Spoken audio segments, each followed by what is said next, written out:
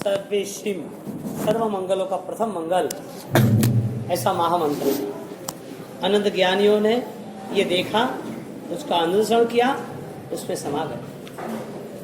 आज पंचम पद पर यानी के साधु भगवान पंचम पद पर विराजमान, और उसके पहले शावक पद पे यानी कि शावक की आराधनाओं में नौकार महामंत्र किसी से दूर नहीं है। जो बचपन में नौकार सुना था वही 55 में, वही बुढ़ापे में, वही अंत समय। क्यों भाई ऐसा?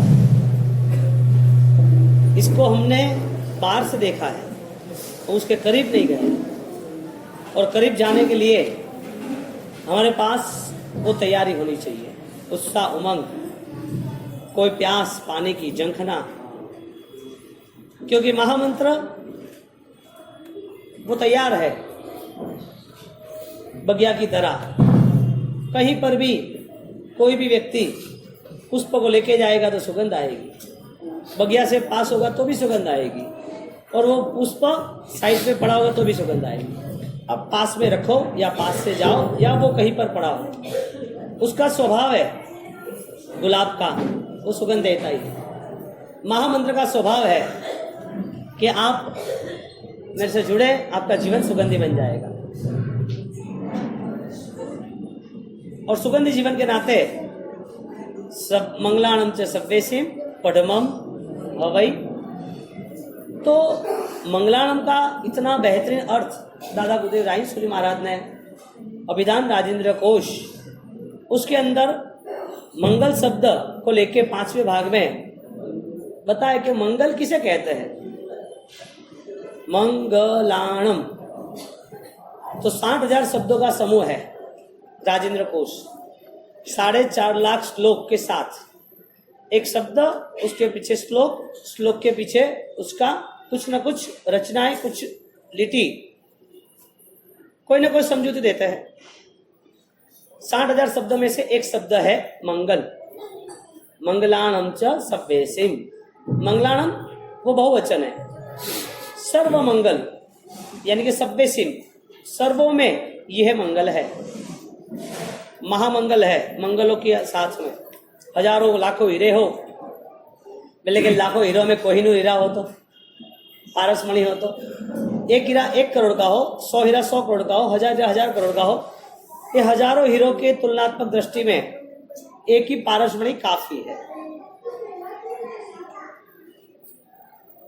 हजारों लाखों मंगलों में महामंगल, महामंत्र काफी है।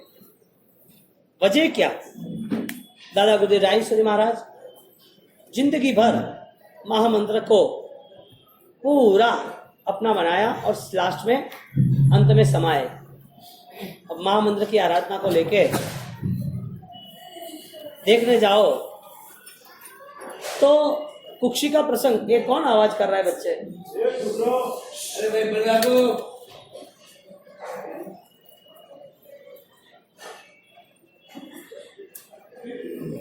अठेला हो रहा, वो कैसी अठेला हो रहा? कौन भाई जाएगा ऊपर पोजीशन पहला हो नहीं, अठेला हो रहा कोई नहीं, कोई आवे तो पुलिस रे जीव जट छुट्टी नहीं पले का कौन ने डेल कस्टडी में गालो प्रा लाभ दे रहे मैं कौन तो एक आवाज नहीं। महामंत्र प्रथम मंगल, उस मंगल को लेके दादा गुरुदेव रायसुरी महाराज ने मंगल का अर्थ किए। अर्थ को लेके मैं आपको कुक्षी की बात बताना चाहता हूँ। जालोर, आहोर, जालोर किले के शस्त्र, वासुपूज्य स्वामी, खुद की स्वयं की 1.25 करोड़ की जाप की आराधना, मांगी तुर्की का पहाड़, 8 अठाई, ये सब हम लास्ट कई दिनों से महामंत्र की आराधना के अंतर्गत जो चंदनवाला, मैणा, अमर कुमार, ये सब हम सुन रहे हैं।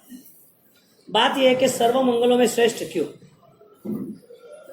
वो अर्थ कर रहा है मंगल, मम गालयति, गल शब्द है, गल, म गल, मंग, लास्ट में अल। तो शब्द का पूरा यहां पर क्लियरिटी किया है। मम गालयति, मेरी आत्मा के अशुभ विचारों को, अशुभ धर्मों को कुधर्म यानी ये सब यदि समाप्त होता है वही मेरे लिए मंगल है। नौकार महामंत्र कह रहे हैं कि मैं अर्थ से परिपूर्ण हूं, मुझे पहचानना सीख ले तो काम हो जाएगा। तू सोना पित्तल का भेद नहीं कर पाएगा, नौकार महामंत्र का और धर्म का भेद नहीं कर पाएगा तो कोई वास्तविकता नहीं। तो यहां पर जब मम गालयति, मेरे अशुभ भावों को, अशुभ कर्मों को, अशुभ कर्मों के साथ जो भी हमारी भूतकाल की दुर्गति की यात्रा थी, इसके कर्मों को लेकर मुझे सब समाप्त करना है। मम गालयति मंगल है। हम मंगल शब्द यही कहते हैं कि सुकल, मंगल यानी कल्याण, मंगल यानी श्रेष्ठ, सर्वश्रेष्ठ, मंगल यानी आनंद, मंगल यानी खुशी, मंगल यानी उत्सव। मंगल को हम क्या मान रहे हैं? Happy, enjoy. ज्ञानी कहते हैं कि तुम्हारा आनंद जब सर्वश्रेष्ठ बनता है, मंगलानम च, आनंद यदि सर्वश्रेष्ठ बनता है तो वो श्रेष्ठ आनंद एक ही है तेरे जीवन में। पूर्व के काल में, पूर्व के समय में, पूर्व की क्रियाओं में जो आनंद आया था उस आनंद को भी टक्कर मारे ऐसी 1000 गुनी ताकत वाली मनस्थिति आपकी तैयार होगी। हजारों गुनी ताकत से भी ज्यादा आपकी मानसिक स्थिति बलवान बनती है, वही तुम्हारे लिए मंगल है। बोलो नौकार मंत्र ही मंगल है या तुम्हारा सामायिक प्रतिवण, तप, त्याग, दान वो भी मंगल है? नौकार मंत्र मंगल है कि इसके साथ साथ नौकार मंत्र ने कहा मंगलानंद सव्यसिम, जिस वक्त तुम तुम्हारे शुभ भावों में 1000 गुनी ताकत बढ़ा देते हो वो सब मंगल है। अर्थ से, भाव से मंगल है तुम्हारे मनो के भाव, तो 24 घंटे महामंत्र तुम्हारे साथ रहेगा। भव का निस्तार नहीं होगा, मोक्ष नहीं मिलेगा, तब तक साथ रहेगा। लेकिन माला से और शब्दों से साथ में रहना हो तो कोई फर्क नहीं। तो मम गालयति, मेरे अशुभ भावों को जो समाप्त करता है वही मेरा मन, वही मेरा कार्य, वही मेरा मंगल। तो मंगल की तैयारी तिलक से होती है, सुकून की तैयारी शक्कर गुड़ से, दही से होती है, अच्छे वाजिंद्र से होती है, कुंभ स्थापना दीपक स्थापनाओं से होती है, ढोल नगारे तोरणिए दीपकों को जलाने से होती है। सब मंगल है। मंगल दुनिया के लिए है कि हमारे लिए? इतने सारे मंगल होने के बावजूद श्रेष्ठ मंगल कौन सा है? सब्ब पाव पणासो। कौन सा मंगल है? सब्ब पाव पणासो मंगलानंद से सत्वेश, सर्व पापों का नाश हो, ऐसी अवस्था में मुझे जाना है। यानी महामंत्र उसे मोक्ष का सुख, सर्वश्रेष्ठ मंगल देने वाला है। मोक्ष आत्मा के निश्चित स्थान का स्वरूप है, आत्मा को जहाँ रुकना वो है। तो आज 8वां दिन 14 और मंगलानंद सव्य सिम पे म पे आता है तीर्थों की यात्रा में मांडवगढ़, और मांडवगढ़ का पेथरसा, देदासा, झांझरसा का हजारों की संख्याओं में मंदिर और 1500 साल हो चुके वहाँ के ऐतिहासिक स्मारकों को बेनमून कोतरने, उसकी कौशल्यता आकर्षित करे ऐसी, और रानी रूपमती जो नर्मदा को दर्शन करने के बाद पानी, मांडव गंडव राजियो नामी देश वास। आनंद आ जाता है बोलने के साथ कि इतना लंबा चौड़ा इतिहास, जहाँ उस भूमि पे वो आकाश, वो स्टार कैसे हो गए कि वो वहां पर उस पवित्र आत्मा का जन्म हुआ जो पेथरसा, देदासा, झांझरसा, जिन्होंने जिन शासन की रौनक बढ़ा दी। ऐसे मांडव गुरु को हम वंदना करते हैं। मंग गफ और गंगाणी तीर्थ, वहां भी गंगाणी तीर्थ में भी प्राचीन आदिनाथ परमात्मा, प्राचीन काल में वहां पर 3-3 लाख जैनों के परिवार थे। इतिहास की ये घटना है, लेकिन जो भी घटना देखते हैं आज वो अवशेष लिखे हुए मिलते हैं। मांडवगढ़ में भी वहां पर शांतिनाथ भगवान की प्रतिमाएं, 2 प्रतिमा निकली थी बावड़ी में से, आज भी वहां पर है।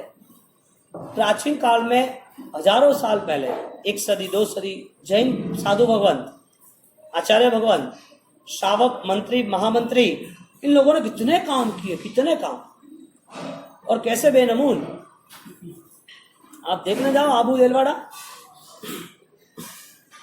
उनको देख के इंडिया के सारे शिल्पियों ने अपना काम शुरू कर दिया। अभी भी कितनी भी बेहतरीन डिजाइन बनाए, लेकिन आबू के तौल, आबू के टक्कर कुछ भी नहीं। आबू, देलवाड़ा, अचलगढ़, कहाँ गए?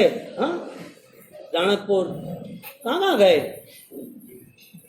यहाँ अडी सिंह के डेरे, अडी सिंह की वाड़ी, वहां तो तय किया कि मेरी मौत आ जाए तो ये मंदिर की प्रतिष्ठा कैसे होगी, मैं ये देव विमान कैसे देखूंगी।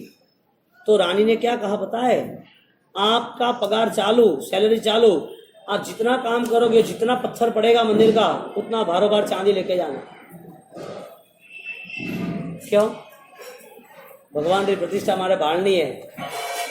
भगवान की प्रतिष्ठा नहीं भाड़ो અને वो हंसलो मारो आत्मा अटे दीवड़े प्रो, इससे पहले मैं मेरे परमात्मा को देख के जाऊं। जटे भगवान जल्दी स्थापन वे, जल्दी से जल्दी मंदिर निर्माण वे, बड़ा हिसाब थी पण एक ऑर्डर दी दो, जो जितना पत्थर का भार, आपने पत्थर के चूरी बनाया, पत्थर की कोतरनी की, छोटा बड़ा पत्थर जमीन पे गिरा, आपने जितना काम किया, जितना पत्थर आप थैली में तो खिलाओगे, वो पत्थर मुझे दो, चांदी लेके जाओ। क्यों?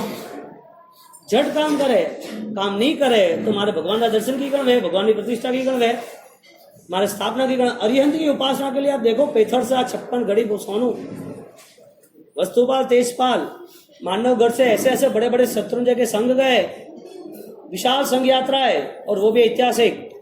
यहाँ आता है कि एक सोनी है खुद, उसने उस समय पे 1400 साल पहले गुरु का सामैया में 60 लाख रुपया खर्च किया था। कितना? कतरा पेथड़ मंत्री लाख रुपया, लाख रुपया खर्च किया था। હવે ગુરુનો ઉપકાર કેડો? પેથડ મંત્રી જીરો था, गुरुए कीधु तू हरियंत्री उपासना कर અને तो व्रत नियम में रह। पेथड़ क्यों कौन था? पियादार नहीं था कोई, व्रत लीधा અને भाव आयो कि जतरी संपत्ति है वो सब शासन थी। व्रतरी महिमा थी पुण्य तो मिला, वो धर्म के नाते कोई पुण्य नहीं खरीदा था, लेकिन जो पुण्य मिला तो बुद्धि ऐसी रही कि त्याग करना है, छोड़ना है। तो ये सारे जो इतिहास है। दूसरा गंगाणी तीर्थ, फिर मंगला फॉर लाखड़ी तीर्थ जो बनासकांठा में आचार्य भगवान की जन्म हुई पेपराल है, उस पेपराल के पास का लाखड़ी गांव आदिनाथपुरा, वहाँ भी बहुत सारे जो बनासकांठा के रहवासी है, वहाँ भी दीक्षित और आदिनाथ भगवान का बेनमूल मंदिर है, वो लाखड़ी तीर्थ को भी वंदना। और उसके बाद नंदुरी यानी कि लक्ष्मणी और तालमपुर के बीच में बहुत प्राचीन जगह थी, और उस जगह पर उसका जीर्णोद्धार बाबूजी के मन में रहता ही था कि कैसे उसका जीर्णोद्धार। 2500 साल पुरानी यहाँ पर प्रतिमाएं वगैरह और धर्म घोष सूरी महाराज साहब ने यहाँ पर प्रतिष्ठा कराई थी। ऐसे चारों तीर्थ को हम वंदना करते हैं, और उसके साथ आप अष्टप्रकारी पूजा के लिए जल, चंदन, धूप यानी कि पुष्प, धूप, दीपक आप पधारें।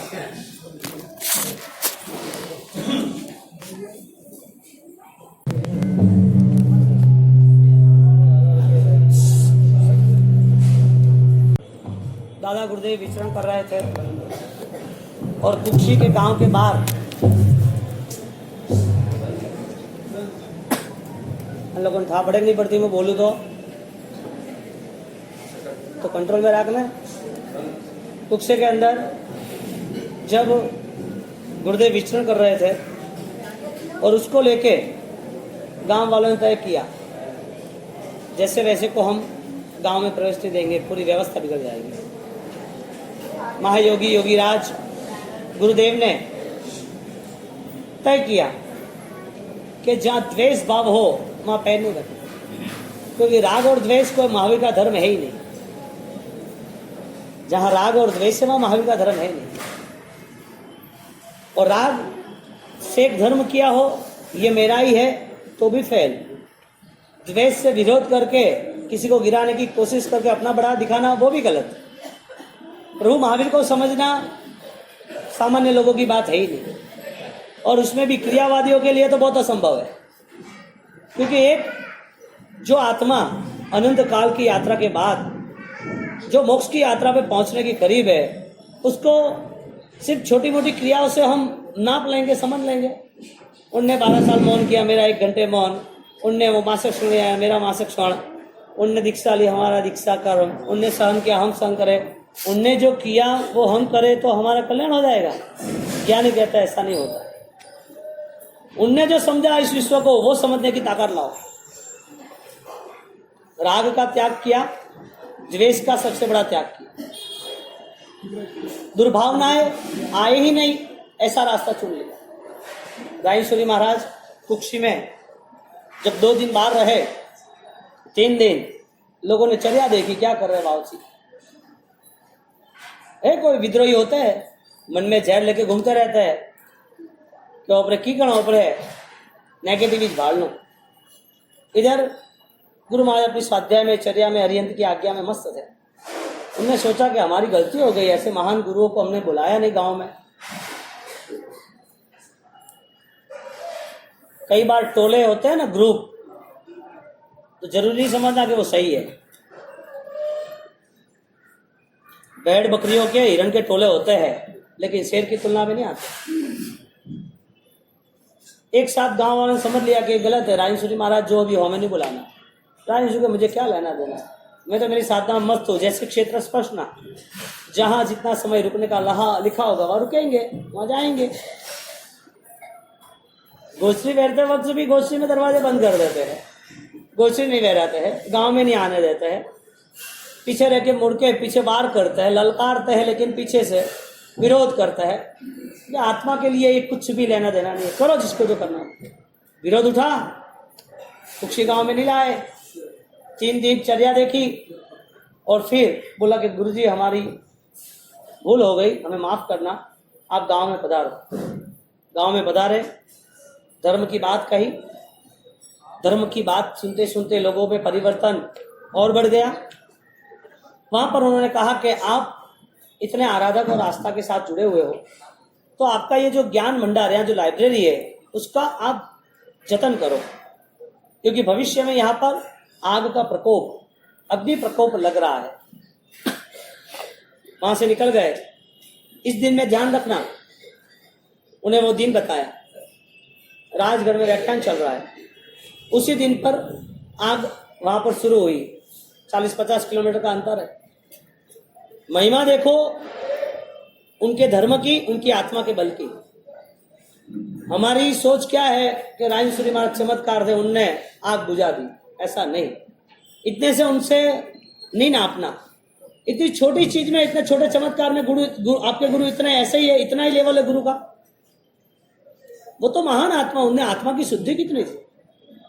जब संघ के सामने वो हाथ मसल रहे और हाथ काला हो गया कि गुरुदेव ये क्या किया आपने, कि वहां पर ज्ञान भंडार की पुस्तक और वो पुस्तक के आसातना जल रहे थे, तो वो पर जलने के लिए बुझाना जरूरी था। वहां पर सोचा कि ये सबको घुमा रहे, चमत्कार के नाम पर बहका रहे, लोगों को अपना बनाने के लिए वो आड़े टेढ़े चमत्कार की बातें कर रहे। तो वहां से 8-10 लोग वो चले। हर गांव में, हर जगह पर 80-20 रिजल्ट है, सब जगह सही है ही नहीं और होना भी नहीं है। कहीं पर चाहे संसार हो, चाहे धर्म स्थान हो, चाहे घर परिवार हो, कुछ भी हो, आप मानो ऐसा नहीं होने वाला है। संसार का शंखनाद है। संसार ने तय किया है कि तुम जो सोचोगे वो नहीं होने वाला है, तुम जो चाहोगे वो भी नहीं मिलने वाला है। तुम संसार को समझ लो और उसको समझ के तुम अपना जीवन तैयार करो। आग बुझ गई, हाथ काले हुए। वो आदमी देखने गया कि ये गलत झूठ बोल रहा है। ताबड़तोड़ 40 किलोमीटर वहां गए तो देखा तो धुआं सब उड़ रहा था। क्या हुआ भाई, कि यहाँ आग लग गई? कैसे? बस के पता भी नहीं। कैसे बुझी? तो के पता भी नहीं। आग लग गई, सब जल गया, बुझी और धुआं चल रहा है। क्या जला? पुस्तकें जले। क्या बात। वापिस आए शाम को कि गुरुदेव वहां सही में आग लगी थी और आपने तो बड़ा काम कर दिया, चमत्कार कर दिया, धन्य है आपको। गुरु को देख के नहीं झुका, चमत्कार को देख के झुका। ऐसा पागलमन सिर के लेके नहीं घूमना। हाँ, कभी अरिहंत से श्रेष्ठ कोई बल नहीं है। किसी का बल देख लिया तो ऐसा नहीं समझ लेना कि वहां ही झुके जाओ। ज्यादा नमेंगे ना तो लोग गुलाम बना के कचड़ देंगे। राजस्थान समाज की श्रद्धा को अंधश्रद्धा में किसी ने मान लिया है और वो अंधश्रद्धा के नाते कुचलना शुरू किया है, डराना शुरू किया है। ओ ग्रह नडे ने, ओ पेनो ने, ओ करनू ने, वाक करनू ने, अतरा डरे परा अतरा माए, और अंधश्रद्धा के नाम पर धर्म की यात्रा शुरू कर देते। ये सब डर आपके मन में क्यों डाला है? क्योंकि आप अरिहंत के साथ नहीं जुड़े। और जो डरेगा वो मरेगा, और डर के एक कदम उठाएगा तो वो जीतेगा। कर्म से ज्यादा क्या बलवान है? तुमने कर्म किया है तो प्रायश्चित कर लो ना। यहाँ पर ज्यादा गुरुदेव जब वो चमत्कार के नाम पे झुक गया, बाबूजी जबरदस्त काम किया, आपने आग बुझा दी। मैंने कुछ नहीं बुझाया, मैंने मेरा कर्तव्य किया। सुबह आना तो सुबह व्याख्यान में बैठे, जय जयकार, सब काम पे लग गए। रायन सूरी महाराज की जय, क्या बात है, पूरे गांव में राजगढ़ में चर्चा हुई, कैसे गुरु महाराज है, कैसे गुरु महाराज है। गुरु महाराज का दिल, उनकी आत्मा, उनका ज्ञान, उनकी तपस्या क्या तेजस्विता थी।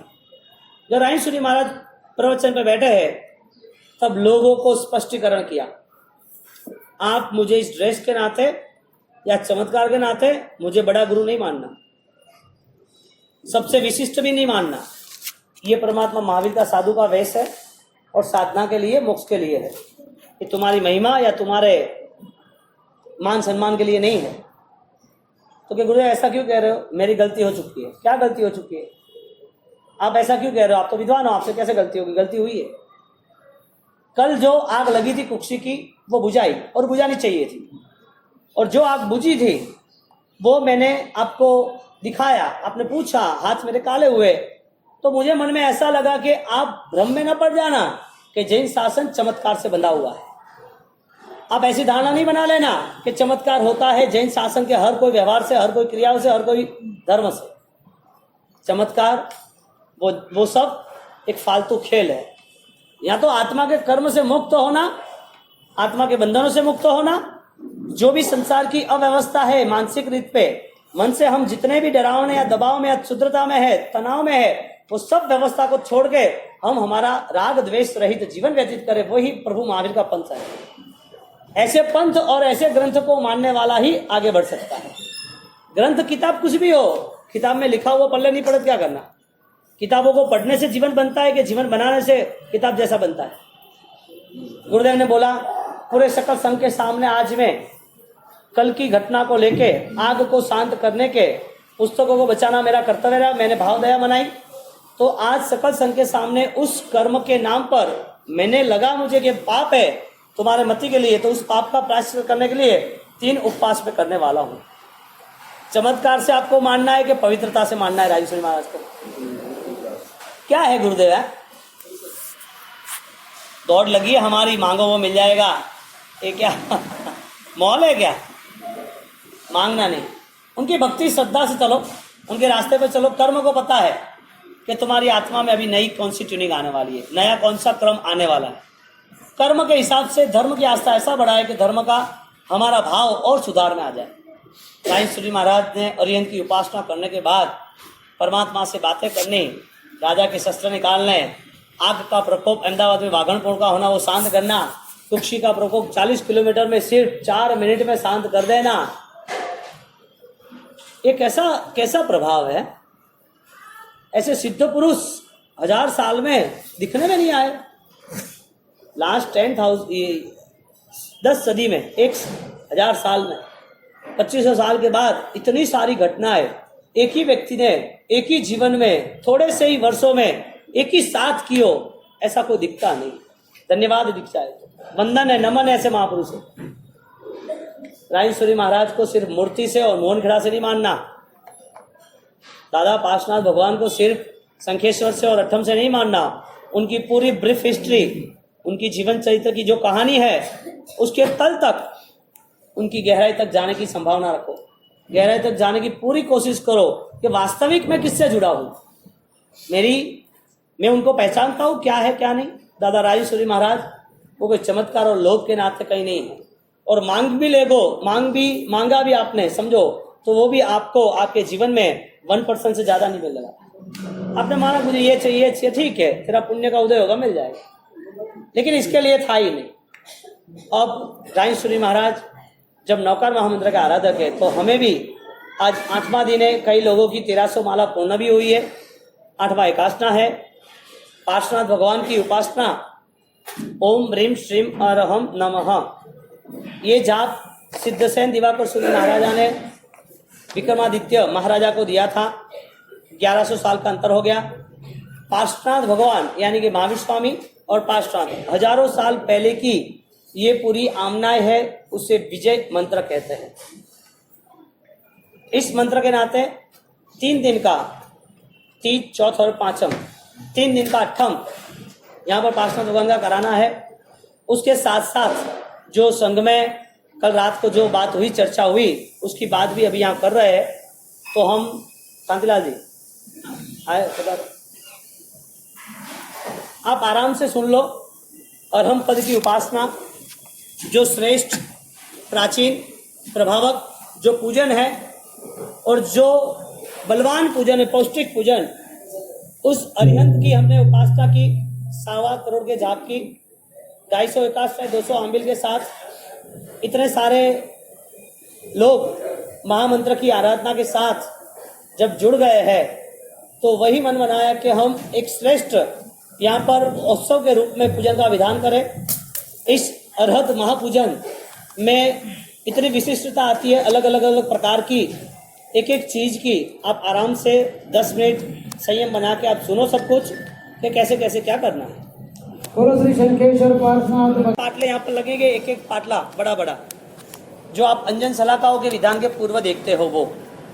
तो ये प्रभावक और प्रबल पूजन हम संघ में करेंगे और संघ में करने के बाद संघ के हर कोई व्यक्ति के लिए यहाँ पे हम संघ के अभ्युदय के लिए, संघ के आराधकों की वृद्धि के लिए, शांति समाधि के लिए, सकल विश्व की सुख शांति रहे, इतने जीवों को मार रहे उनकी बुद्धि परिवर्तन हो, हम वो प्रार्थना करेंगे।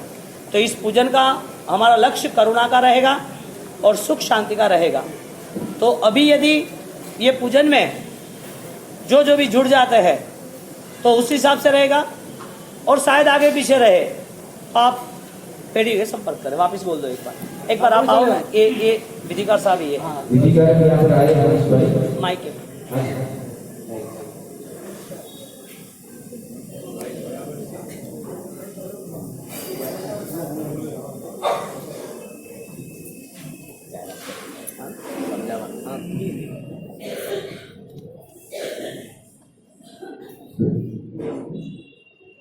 सर्व पूजनों ने शिरोमणि, सबसे श्रेष्ठ पूजन अरहत महापूजन नाम करके सर्व पूजनों के अंदर शिरोमणि पूजन ये बताया जाता है, जिसका दूसरा नाम पौष्टिक पूजन है। इस नाम के अर्थ से आपको पता चल जाता है कि पूजन का लाभ क्या है। बस इतना ही कहूंगा कि पूर्व काल के अंदर जब भी कोई संघ के अंदर बहुत दारिद्रता होती तो उस दरिद्रता का चूर्ण करने के लिए, उस दरिद्रता को संघ में से दूर करने के लिए पूर्वाचार्य इस पूजन का प्रयोग करते थे।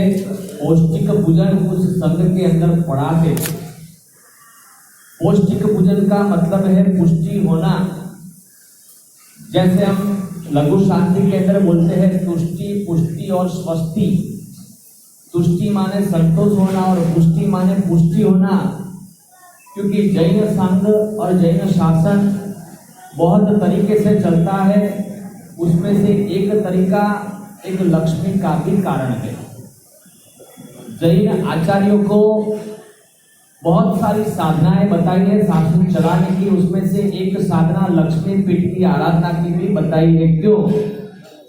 क्योंकि जैन शासन चलाने के लिए लक्ष्मी की भी आवश्यकता होती है। इसी प्रकार अपने भी संघ का हर प्रकार से अभ्युदय हो, उस हेतु से गुरु भगवंत ने एक ऐसा पूजन आज इस संघ के अंदर पढ़ाने का बताया है, जिसका नाम है पौष्टिक पूजन। और ये पौष्टिक पूजन 9 विभागों के अंदर पढ़ाया जाता है, जिसमें 9 पाटले उसका पूजन होता है। सबसे पहला जैसे बताया कि परमेष्टि का पाटला, 9 पद का पाटला, 9 ग्रह उसका पाटला पूजन होगा। वास्तुदेव यानी 10 दिक्पाल जिसको बोलते हैं उसका पाटला पूजा। और कोई भी पूजन के अंदर आपने राशियों का पूजन नहीं सुना होगा, लेकिन इस पूजन के अंदर 12 राशियों को भी प्रसन्न करने का विधान है।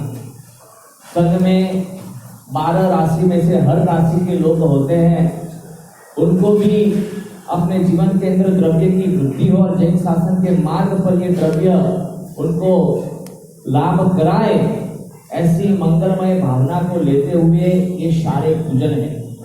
उसके बाद 27 नक्षत्रों का भी पूजन आता है। ये सारे पूजन इतने विशिष्ट है कि ये पूजन पढ़ाने के बाद लगभग संघ के अंदर कोई भी व्यक्ति दरिद्र नहीं रहता। ये इसका बाह्य प्रभाव है। आंतरिक प्रभाव तो बहुत ही बड़ा है कि कुछ ही समय के अंदर, कुछ ही भावों के अंदर आत्मा मोक्ष पद को प्राप्त करता है। ऐसा महान ये पूजन है। ये पूजन गुरुदेव जहां पर भी उनका चातुर्मास रहता है, उस संघ के अंदर गुरुदेव प्रति वर्ष ये पौष्टिक पूजन पढ़ाते हैं। तो इतना महान पूजन अपने से संघ के अंदर पहली बार आया है। तो 3 दिन ये लगातार पूजन होगा। सबसे पहले दिन हर पीठ की स्थापना होगी। लक्ष्मी पीठ, नवग्रह पीठ, नक्षत्र पीठ, सर्व पीठों का स्थापन होगा। कुंभ स्थापना से उसकी शुरुआत होगी और उसके बाद कुसुमांजलि भगवान को अर्पण करनी और लास्ट में तीसरा दिन, उस दिन जैन शासन के जितने भी प्रभावक देव और देवियां हैं उनको खीरपाक यानी दूधपाक जिसको कहते हैं, उसको मंत्रमय बनाकर उन देवों को माटी के कोड़िए के अंदर अर्पण करने का एक विशिष्ट विधान जो आपने कभी नहीं देखा होगा, वो विधान आप तीसरे दिन भी देखेंगे। मैं तो कहता हूं कि कोई भी व्यक्ति इस लाभ के अंदर वंचित न रहे। बहुत ठसोठस संख्या के अंदर ये पौष्टिक पूजन के अंदर निष्ठा प्रदान करे। हाँ, एक बात सही है कि जो भी व्यक्ति पूजन के अंदर पहले दिन आया हुआ है उनको तीनों दिन इस पीठ की अंदर बैठना पड़ेगा। तीनों दिन साधना अखंड करनी पड़ेगी, तो ही उसका लाभ आपको प्राप्त होगा। तो जिनकी भी भावना है इस पूजन के अंदर लाभ लेने की, क्योंकि सीमित लाभ गुरु भगवंत ने रखे हैं, तो उस लाभ के अंदर जिनकी भी भावना है वो आगे बढ़े। मैं दानेरा था। हाँ, बाद में बताओ। दानेरा में बुजुर्ग महाराज साहब हेमरत्न विजय जी महाराज साहब, यहाँ दानेरा वाले, थराद वाले, सांचो नैना वाले को पता है। तो उनका स्वास्थ्य 90 साल की उम्र और परीक्षण के पहले उनको प्रॉब्लम हो गई। ऑपरेशन पैर का कराया था, 2 घुटने का, लेकिन उम्र के नाते रिकवर नहीं होता था। थोड़ा पानी और पस वो घुटने में से निकल रहा था। उनके परिवार से, संसारी परिवार से जो चातुर्मास करा रहे थे, वो लोग सोच रहे थे कि बाप जी हमने जवाबदारी ली दी है तो संभालना तो पड़ेगा, तो अहमदाबाद ट्रीटमेंट करा देते हैं। दानेरा से अहमदाबाद चालू चातुर्मास में जाना। मैंने बोला मुझे आप 3 दिन दो, बाद में बात। 3 दिन मैंने सोचा। उन लोगों ने तो अपॉइंटमेंट ले भी ली कि हम आ रहे हैं, ये टाइम है, ये दिन हमने सेट कर दिया है, अब आपको क्या करना है। मैं तो देखो, हम एक काम करते हैं, हम एक संकल्प करते हैं कि बापू महाराज के लिए उनकी स्वास्थ्य की अनुकूलता साधना रहे, चातुर्मास में विराटना ना हो। 90 साल की उम्र थी, दर्द भी था बहुत। संकल्प करें, और संकल्प करने के नाते मैंने संकल्प किया है कि अरहम पूजन, और इस अरहम पूजन के नाते उनका स्वास्थ्य अनुकूल रहेगा। आप मानोगे, मैंने संकल्प किया, दूसरे दिन उनको अच्छा लगा, तीसरे दिन अच्छा लगा, पूजन नहीं किया। पूजन की शुरुआत बाद में करनी थी, तो उन लोगों ने मन माना। मैंने रिस्क मैंने लिया पूरा, क्योंकि उनको यदि कोई ज्यादा प्रॉब्लम होती तो सब मेरे पर। गुरु महाराज मुझे बोलते, गांव वाले बोलते, जो जिसने लाभ लिया है वो भी बोलते, और फिर मैं तो गुनाहित रहता। लेकिन मुझे विश्वास एक ही था, अरहम नमः पे। तो संकल्प किया, और संकल्प करने के बाद उनका स्वास्थ्य तो निरोगी रहा, कुछ भी नहीं हुआ। फिर हमने दिवाली के दिन तय किया, यानी कि चातुर्मास खत्म हुआ, और तय किया कि हमें सीधा अहमदाबाद जाना है। तैयारी कर दी। सुबह 6:30 बजे, 5 बजे मैं उनको मिलकर गया, साता वगैरह प्रतिक्रमण कराया, हो गया। मैं जाप करने के लिए बैठा। उनको 6:30 बजे थोड़ा ऑक्सीजन कम लगा, थोड़ा हाफ होने लगा। ठंड के सीजन था, हमको अहमदाबाद जाना था और विहारी करना था, और उनको प्रॉब्लम थोड़ी बढ़ गई। अब धानेरा गांव पास में ही अस्पताल थी, जीवराज सवाई की, यानी उनकी संसारी जमाई की उन लोगों की। तो वहां पर 7:30 बजे बताने के लिए गए कि कैसा है क्या है। 8:30 बजे यानी कि ट्रीटमेंट करते करते इतना भी दर्द नहीं, नमो हरिहंताणम नमो सिद्धाणम में पास में था, और वो मंगलिक सुनते सुनते आराम से अपना ये देह छोड़ दिया। 90 साल की उम्र में भी पीड़ाओं को छोड़ना, पीड़ाओं को मन नहीं रहना, ये भी बहुत बड़ी बात है। समाधि रहती नहीं, ये अरहम का प्रभाव। वापिस वहां से इंदौर गया, तो इंदौर से निकलना था तो दिवाली के दिन पर वहां पर यही पूजन कराया।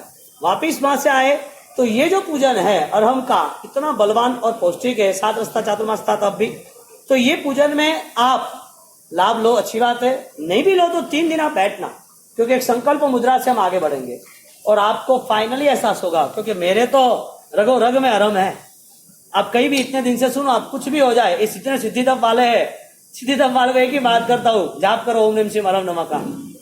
कोई दोरा बांधो काम नहीं के, वो धागो बांधो ने, वो टोटको करनो ने, धूप उतारो ने, वो लींबू उतारनो, कोई चीज का काम नहीं। इतना प्रभाव पूजन है, आपकी शक्ति हो, सामर्थ्य हो, लाभ ले सकते तो लो।